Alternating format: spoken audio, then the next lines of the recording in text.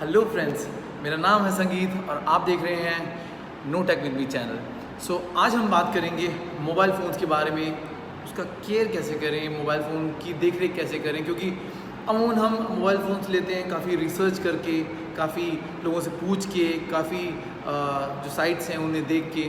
लेकिन हमें कई बार ये कन्फ्यूजन रहती है कि मोबाइल फ़ोन को आखिर बचा के कैसे रखें। ड्यूरेबल तो ऑलरेडी होती ही हैं, लेकिन ड्यूरेबल होने के साथ ही उसमें कई चीज़ ऐसी हैं जो हमें ध्यान रखना पड़ता है। तो वो कौन सी चीज़ें हैं वो मैं बताऊंगा आज।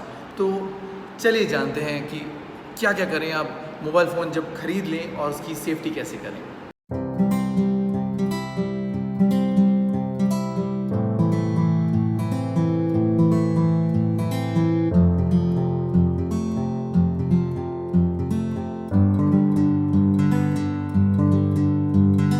तो आज हम जानेंगे कि मोबाइल फ़ोन जब ख़रीद लेते हैं हम, उसके बाद उसकी ड्यूरेबिलिटी, उसकी लाइफ स्पैन या फिर उसका यूसेज कैसे हो प्रॉपरली, जिससे हम 1 साल से 2 साल, या अगर 2 साल यूज़ करते हैं तो उसको 1 साल और 3 साल, या फिर मैक्सिमम उसकी लाइफ स्पैन तक हम कैसे यूज़ कर सकते हैं। टेक्निकली किसी चीज़ की हम लाइफ स्पैन डिसाइड नहीं कर सकते, क्योंकि लाइफ स्पैन में क्या होता है कि एक हम साइकिल सोचते हैं कि चलो ये 2 साल चलेगा, 4 साल चलेगा, 5 साल चलेगा। लेकिन कई बार होता ये है कि हम जब फ़ोन ख़रीद लेते हैं तो कुछ दिन तो हम अच्छे से यूज़ करते हैं। उसके बाद क्या होता है कि हम फ़ोन यूज़ करने में थोड़ा लेज़ीनेस दिखाते हैं, थोड़ा उसको क्लीन कम रखते हैं, उसको चार्जिंग प्रॉपर्ली नहीं कर पाते हैं। कई बार उसको डस्टी एनवायरनमेंट में रखते हैं, कई बार मॉइस्चर एनवायरनमेंट में रखते हैं, जहाँ हम देख नहीं पाते हैं कि एक्चुअल हो क्या रहा है फ़ोन के साथ। और हम सोचते हैं कई बार ये स्लो चल रहा है, हैंग हो रहा है, शायद प्रोसेसिंग पावर कम हो गई है, या फिर और कोई इश्यू है, तो हम बार बार सर्विस सेंटर विज़िट करते रहते हैं। लेकिन अगर हम अच्छे से केयर करें अपने फ़ोन का, तो वो हमें 2 से 3 साल, 4 साल और मे बी 5 साल या 6 साल आपको लाइफ देगी अच्छे से। क्योंकि फ़ोन की जो लाइफ है वो डिपेंड करती है हमारी केयर पे, कि हम फ़ोन की कितनी केयर कर रहे हैं।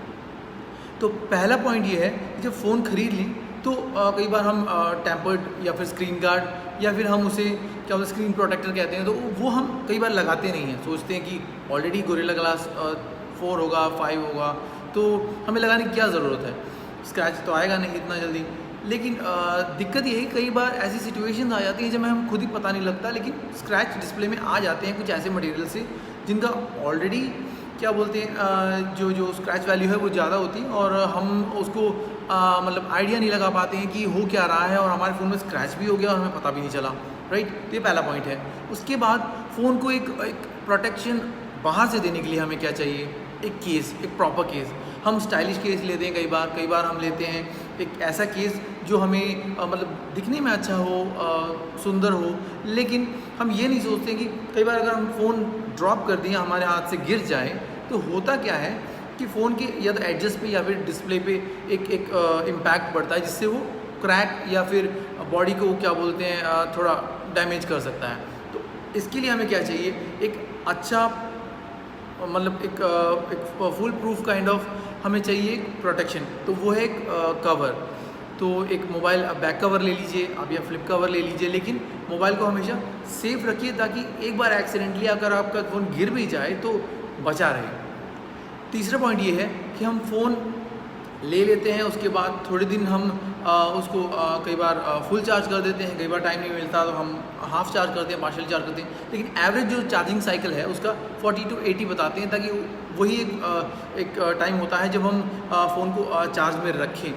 लेकिन अगर हम कॉन्स्टेंटली उसको यूज़ कर रहे हैं कंटिन्यूसली, यानी कि आप 20% ले आए और उसके बाद चार्ज कर रहे हैं हम फुल 100, और आप रेगुलरली ये रिपीट कर रहे हैं, तो अच्छा है, बैटरी लाइफ अच्छी बनी रहेगी।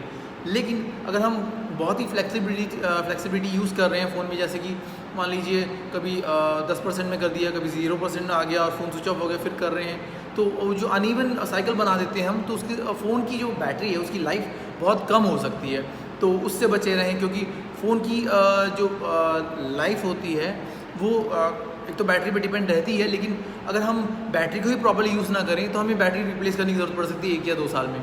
तो ऑलरेडी जो लिथियम आयन बैटरी है वो 2 साल तक ही चलती है लगभग। बट अब अगर आपको रिटेंशन चाहिए ज़्यादा, तो आप उसको केयरफुली चार्ज करें, अच्छे से चार्ज करें। और कोशिश करें कि जो ऑथराइज चार्जर्स हैं वही यूज़ करें जो कंपनी प्रोवाइड करती है या फिर कंपनी रेकमेंड करती है।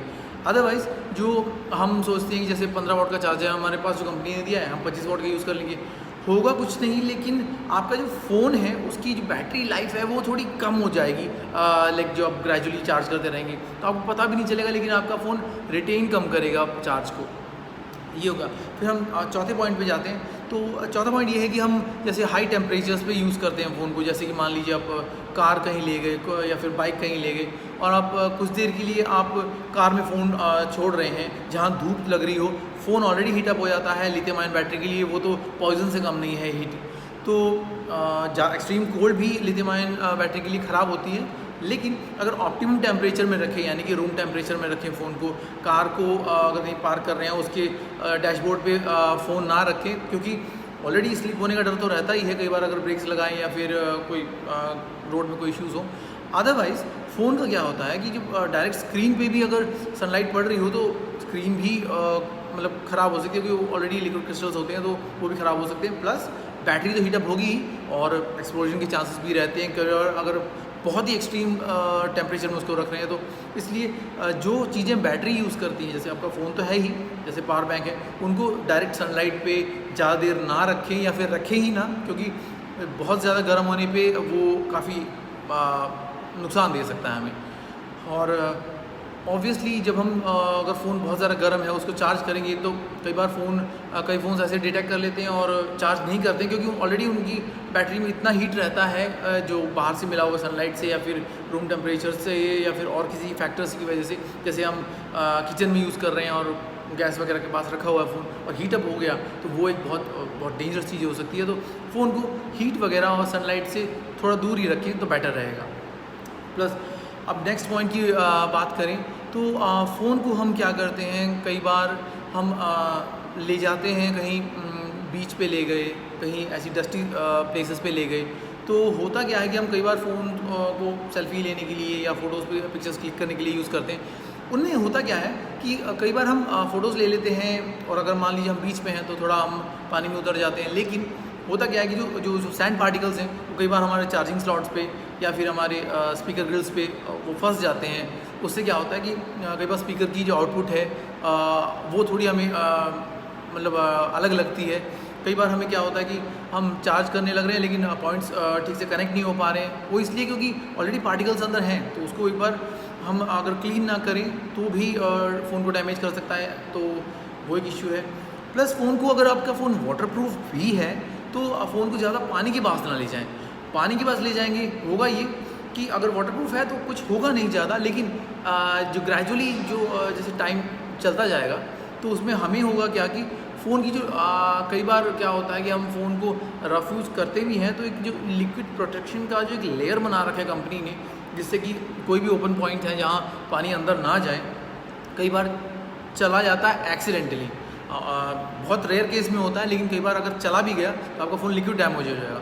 तो अगर वाटरप्रूफ है भी तो बारिश वगैरह में या फिर और कहीं वाटर सोर्सेज के पास फ़ोन को ज़्यादा ना ले जाएं या फिर एक्सीडेंटली उसे पानी में ना गिराएं, ताकि फ़ोन मतलब एक बार गिर जाएगा तो वाटरप्रूफ है तो कुछ होगा नहीं, लेकिन फिर भी बेटर रहेगा कि पानी से हम फ़ोन को दूर ही रखें। इलेक्ट्रॉनिक डिवाइसेस के लिए वाटर ऑलरेडी अच्छा होता नहीं है। जो फ़ोन हम इस्तेमाल करते हैं उस फ़ोन में कई बार धूल लग जाती है, मिट्टी लग जाती है, हम कई बार साफ़ ही नहीं करते, इस्तेमाल कर लेते हैं या फिर कई बार कपड़ों से पोंछ देते हैं। एक क्लीनिंग किट आता है, कई कंपनीज़ का आता है, कई वैराइटीज़ का आता है, तो उन क्लीनिंग किट्स को क्या है हम यूज़ करके फ़ोन को क्लीन कर सकते हैं, अच्छे से रख सकते हैं। क्योंकि अगर हर दिन आप फ़ोन को क्लीन करेंगे तो होगा यूँ कि फ़ोन एकदम साफ़ रहेगा और देखने में भी अच्छा लगेगा। और प्लस जो धूल है जो साइड से कई बार फ़ोन की कवर्स के अंदर या फिर चार्जिंग स्लॉट के अंदर या फिर वॉल्यूम बटन के अंदर वगैरह जा सकती हैं, उनसे हम बच सकते हैं, यानी कि फ़ोन काफ़ी लास्ट करेगा।